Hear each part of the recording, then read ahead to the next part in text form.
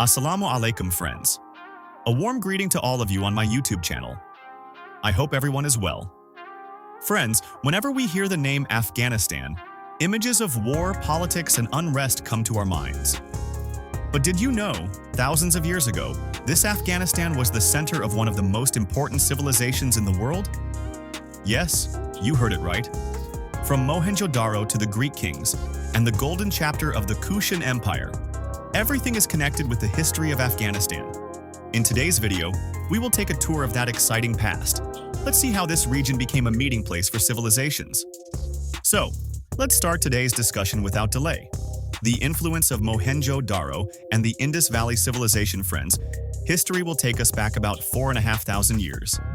At that time, an amazing civilization developed in South Asia, the Indus Valley Civilization. The main centers of this civilization were Mohenjo-daro and Harappa in Pakistan. But surprisingly, its influence also spread to the northern part of Afghanistan. Various artifacts have been found in archaeological excavations in the Balkh province of Afghanistan. The clay dolls, jewelry, and utensils found there prove that the people of the Indus Valley Civilization traded regularly with Afghanistan. Their cities had well-planned roads, paved drainage systems, tube wells, and brick buildings. Imagine, people built such a modern city about 4,500 years ago. The people of the Indus Valley Civilization used lapis lazuli, which was mined from the mountains of Afghanistan. This stone was very valuable at that time and was exported to Egypt and Mesopotamia. That is, Afghanistan became known as a center of international trade from that time on. The rule of Alexander and the Greek kings. Let's go to the 4th century BC.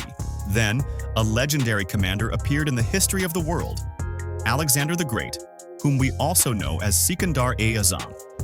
In 327 BC, Alexander entered Afghanistan with his huge army. He conquered many regions here, and after his death, Greek rule was established in Afghanistan. This regime is called the Greco-Bactrian Kingdom. They did not stop at winning the war, but their culture and art were integrated into local life. At that time, Greek-style palaces, theaters, and temples were built in the cities of Afghanistan. Sculptures of Greek gods and goddesses were made by local craftsmen. This is how a new trend was born: Hellenistic culture.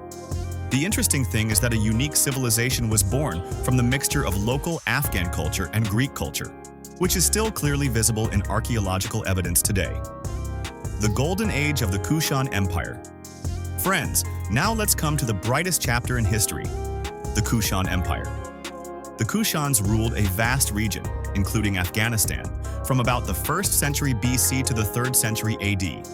The Kushans were originally a nomadic people of Central Asia. But when they came to Afghanistan, they built a powerful kingdom. Their capital was first in Balkh, later moved to Peshawar. The most famous of the Kushan kings was Kanishka the Great. During his reign, Afghanistan became a center of international trade. Through the Silk Road, numerous trade goods from China, India, and the Roman Empire reached Afghanistan. Silk, gold, ivory, spices, and lapis lazuli, everything was traded here.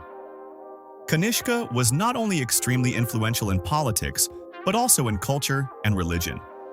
During his reign, Buddhism spread from Afghanistan to China, Korea, and Japan. Let's take the case of the giant Buddha statues built in Bamiyan. These statues were about 55 meters high. Just imagine, they carved such huge statues out of stone 1,500 years ago. These prove how advanced art and religious activities were during the Kushan era. Afghanistan, a meeting place of civilizations. Now, if we look at the entire history together, we can understand that Afghanistan was a great meeting place of civilizations. The Indus Valley Civilization, the Greek Empire, and the Kushan Empire all have influenced this land in some way or another. Here, Indian culture, Persian tradition, Greek art, Chinese trade, and the lifestyle of the nomads of Central Asia are mixed. Due to its geographical location, Afghanistan has always been the junction of South Asia and Central Asia.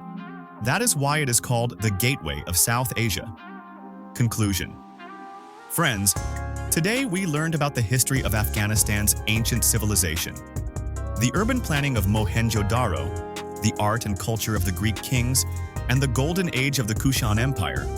All of these remind us that Afghanistan is not just a battlefield, but a witness to a glorious civilization. Today's Afghanistan may be in the news due to unrest and conflict, but its past proves that this country was an important chapter in history, from which the world has learned a lot. Thank you, friends, for watching the video till the end. If you like it, be sure to subscribe to my channel, like the video, and write your opinion in the comments. Inshallah, we will meet again with another new story of history. Allah Hafiz.